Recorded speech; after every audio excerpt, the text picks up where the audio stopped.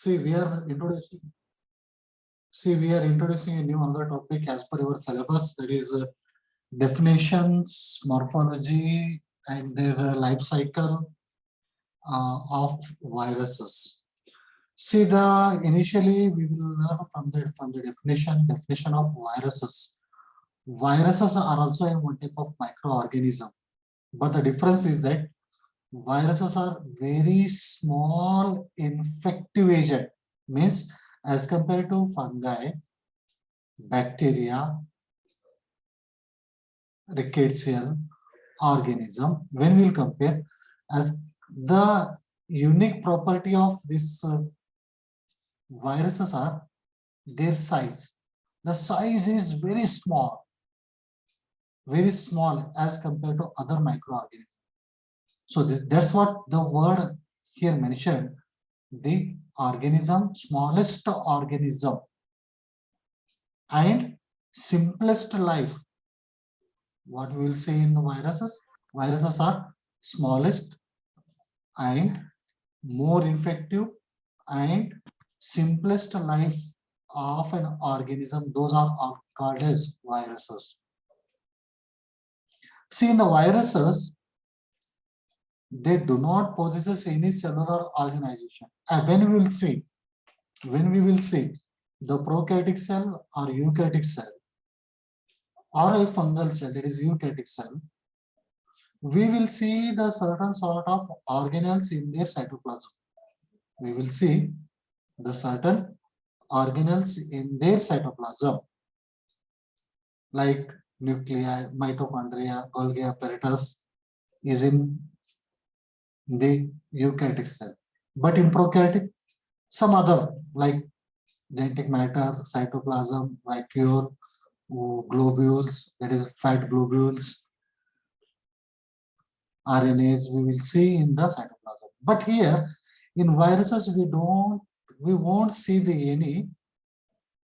any organelle in their cytoplasm, because there is no cytoplasm we will see inside the viruses. But these comes under category of a microorganism, and these are unicellular microorganism, right? Understood? Means viruses are the smallest, infective and simplest life form of an organism. This is the unique characteristic feature of these viruses. Viruses are very small and they do not possess any cellular organization. Organization, it means organelles which are present inside cytoplasm, because they won't possess. They only possess the capsid and their genetic characteristic, even though these are comes under unicellular organism. We are moving to next slide. See, the properties which are unique in nature. The viruses possesses such a unique characteristic features we are not seen in other microorganisms. These are seen only in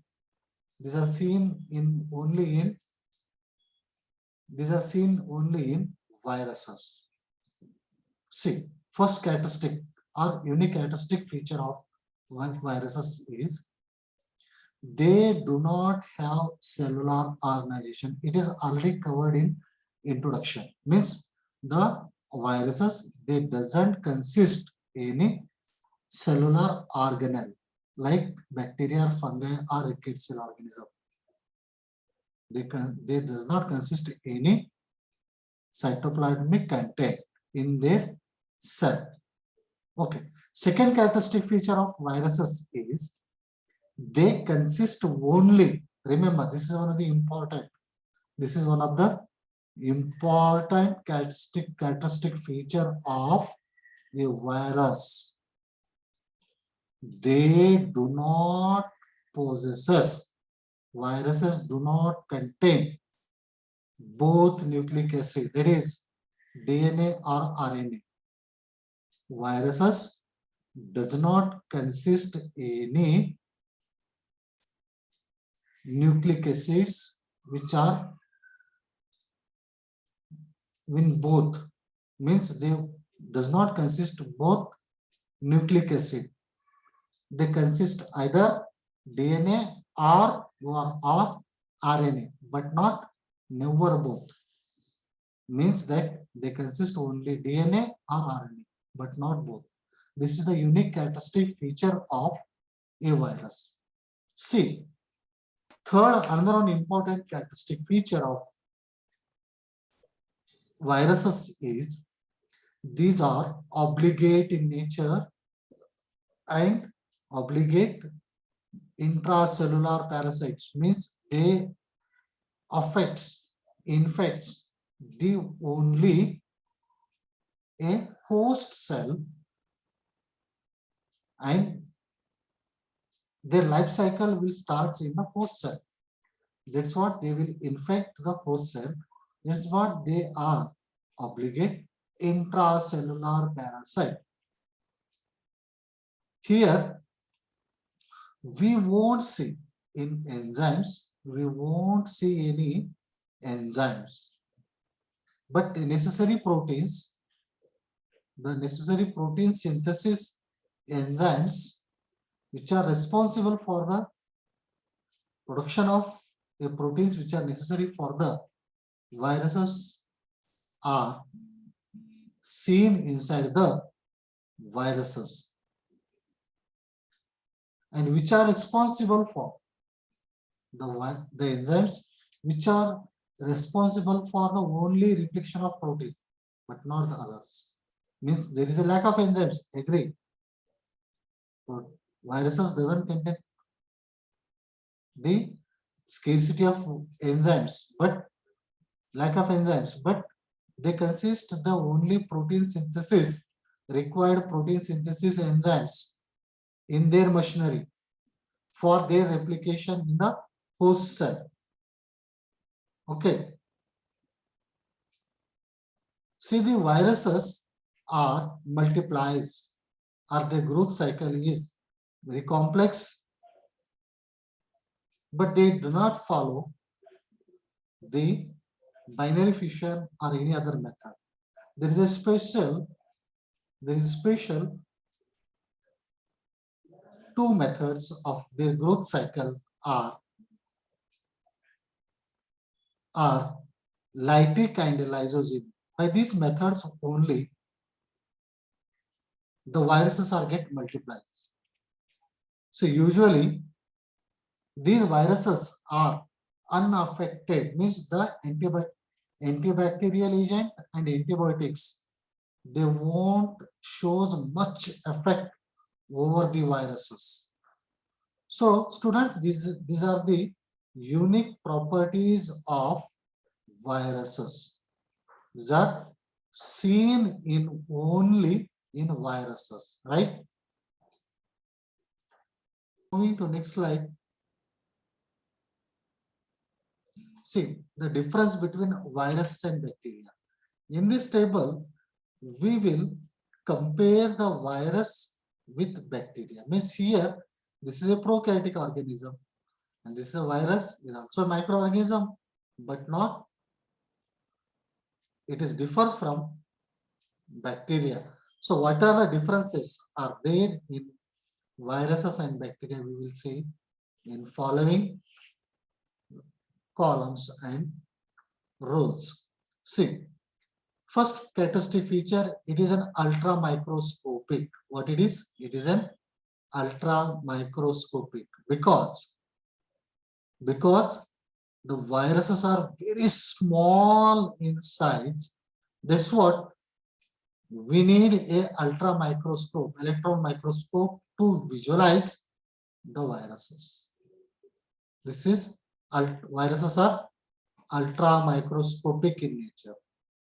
Next, when we will compare with this bacteria, bacteria are microscopic. Means is it possible to visualize by using microscope on its higher magnification. So this first feature is expressing the size of a viruses. Size of viruses. See, next characteristic feature of and difference between Virus and bacteria are. Viruses are acellular. There is no cell content or there is no cell compositions we will usually see inside the viruses. Whereas we will see bacteria are unicellular. No, viruses are also unicellular, but the content are these are acellular and these are unicellular. Acellular and unicellular. See, in viruses, we will see both DNA and RNA. We won't see both DNA and RNA inside the viruses. But in bacteria, we will see both DNA and RNA in their cytoplasm. Either DNA or RNA we will see in the viruses. But we won't see same characteristic. In bacteria, we will see both DNA and RNA. So viruses are true parasite. Means they will do the infection in the host cell itself. These are true parasites.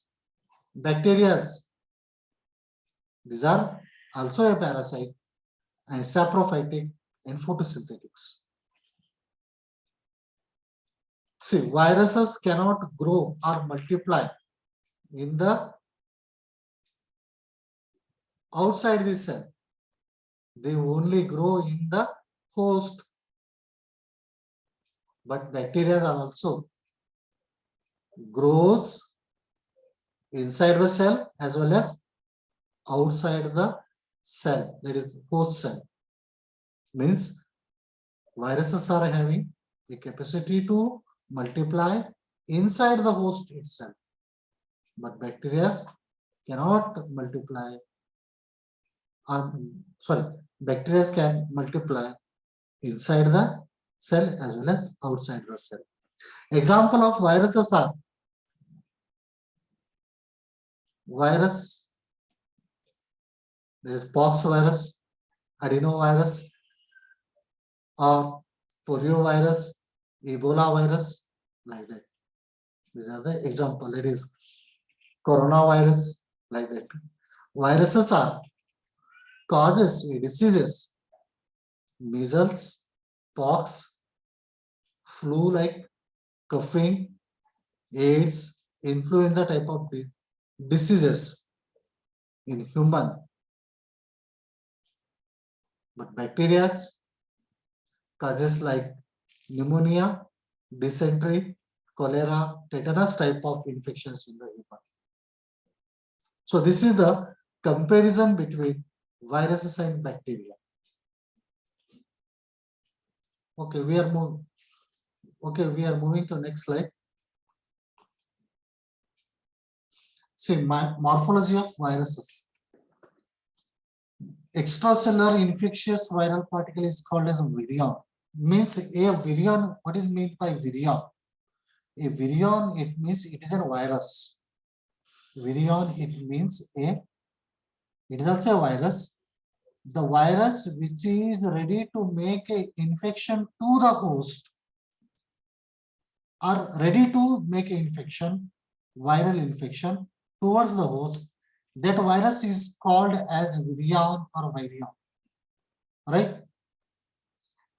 Viruses are ready to make an infection to the host cell. Those viruses are called as virion. Already we know viruses are very much smaller than the bacteria. Yes, it is very, we know this one. Viruses are very small in size.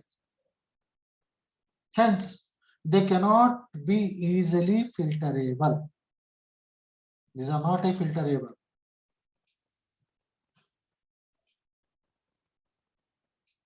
Because they will pass as the filter. But certain bacteria and other organisms, they may filterable. They may filterable through the different filters, especially millipore filter, bacteria filter. They can be filtered. Means in mechanical method of sterilization, The advantage is to filter out the foreign material as well as the microorganism like bacteria and other organisms are filterable. But viruses are not filterable. This is the disadvantage of mechanical method of sterilization by using different filters. See, these viruses are not seen under light microscope. Hence, these are called as ultra microscopic. Viruses or particles are seen in this manner. Means ultra microscopic when we will visualize. These are called as elementary bodies. The size is 20 nanometer minimum, very small, and maximum is 300 nanometer. See the difference.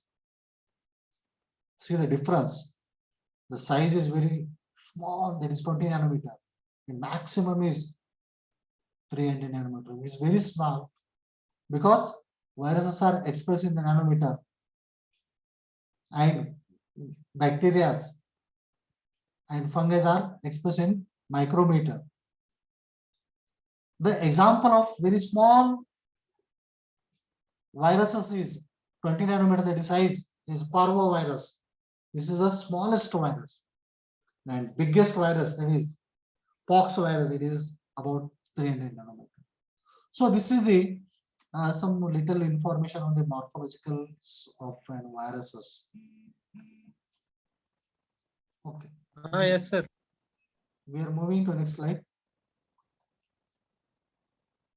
Measuring the sizes of viruses. See how we will measure.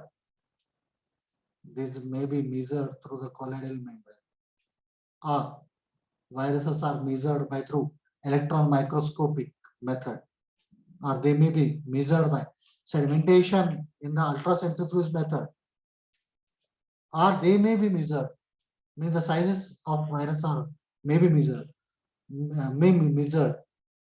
comparative measurement. So we will do the comparison and we will express the size. Shapes of viruses. The shapes we cannot predict, we can't say, but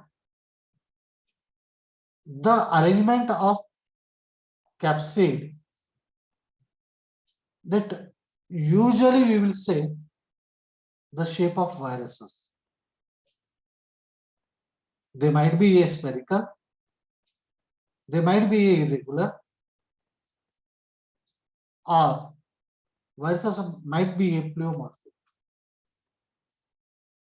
See, the arrangement of atoms of the particle, that is protein, atom protein in the capsid, that will give the shape to the virus. Pox viruses, they are appears in a brick shaped. Rabies, they may appear like bullet shape. Tobacco mosaic virus, they may appear in rod shape. So there are different shapes, different morphological arrangement of a proteins inside the capsid. It is expressing the types of shapes of viruses. Okay. Shall we move to next slide? See, this is the picture which is expressing the different shapes. See, this is a bacteriophage, T-phase bacteria, like a satellite type. See, this is an adenovirus, which consists of different planes in their structure. So the difference is that it appears like this, or difference of the shapes. It is depends upon the type of symmetry they have. The arrangement of proteins in their structure of capsid, that will give the shapes to the viruses. Tobacco mosaic virus, not shapes. This is Ebola virus. This is rabies virus. See, this is a bacterial human cell.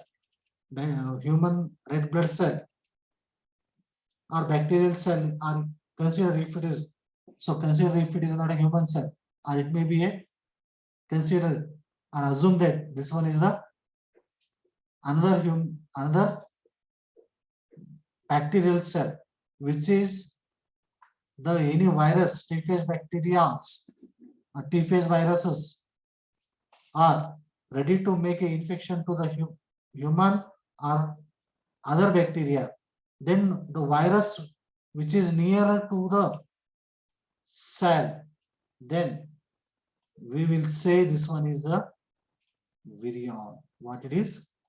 Virion. We will say virion.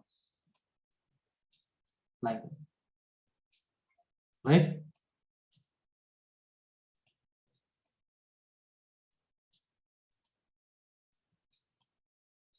Next slide.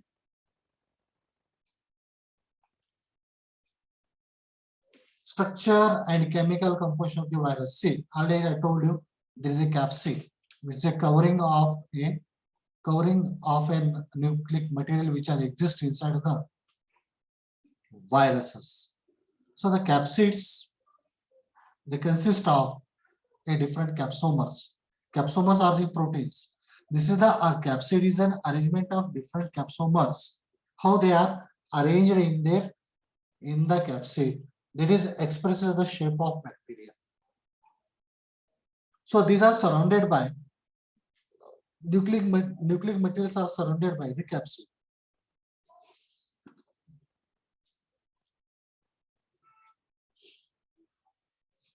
These are proteins or polypeptides, molecules are there. Capsid, which is enclosed with a nucleic acid known as nucleocapsid. See, this is a capsid. This is a capsid which arranged with the formation of capsid with the help of the capsomers.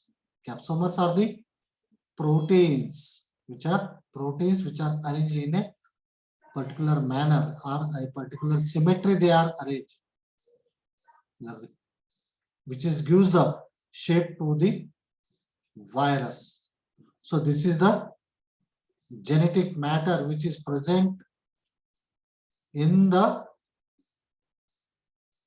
capsid. It may be a genetic matter either DNA or RNA, but not both. So this capsid is covered with a layer. This is called as an envelope. What it is? Envelope. Usually certain bacteria, certain viruses possesses the envelope, certain not. May not they possesses the envelope around the viruses. Means in certain cases, in certain cases, we will say that viral organism may categorize is in the form of virus with the envelope or absence of envelope. Means category is possible. Envelope viruses, non-envelope viruses maybe get categorized, but all viruses doesn't possess the envelope. Right? Next lecture. Next slide.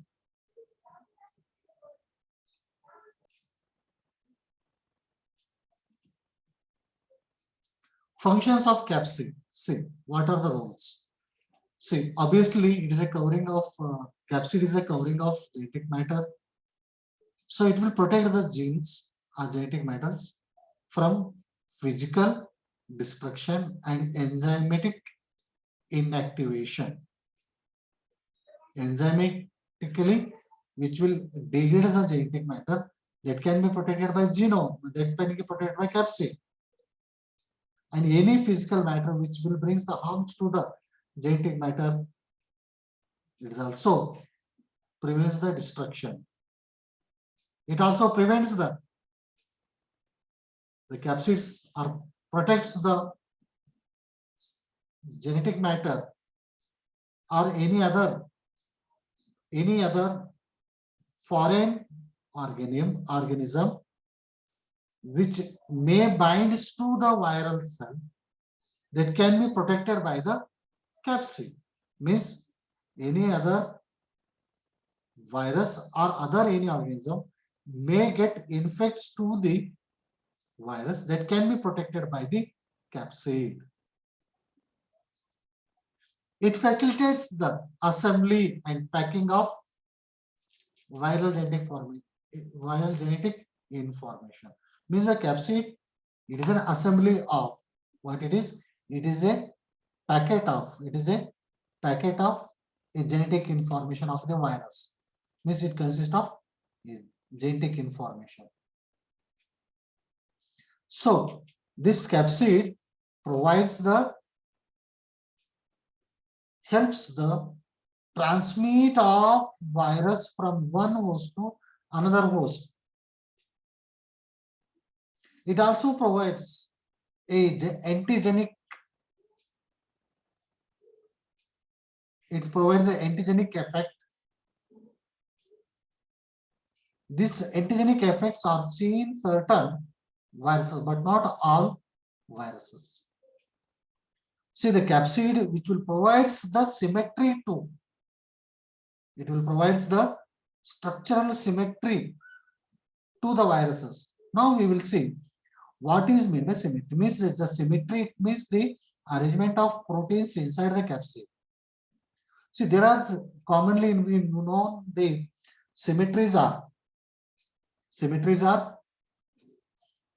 ecosidal symmetry, helical symmetry, complex symmetry. So these are the symmetries we will see inside the viruses. Okay. There is ecosidal, helical, and complex symmetries. Okay. We will move to next slide. See viral symmetry. See first one is icosahedral symmetry. See how the icosahedral symmetry is will see. See in already in last slides I showed you adenoviruses consist of different planes. There are more than up to 20 planes we will see in the symmetry, in the ecosidal symmetry. It means that a symmetry, there is ecosidal symmetry means there is a planes we will see which are resembling equilateral triangles we will see in the capsid. This is the arrangement of capsomers inside the capsid in such a manner with the equilateral arrangement with the different faces. It is called as icosahedral symmetry in 3D direction. In between that, we will see the genetic matter. Okay, this is the icosahedral. Icosa means planes.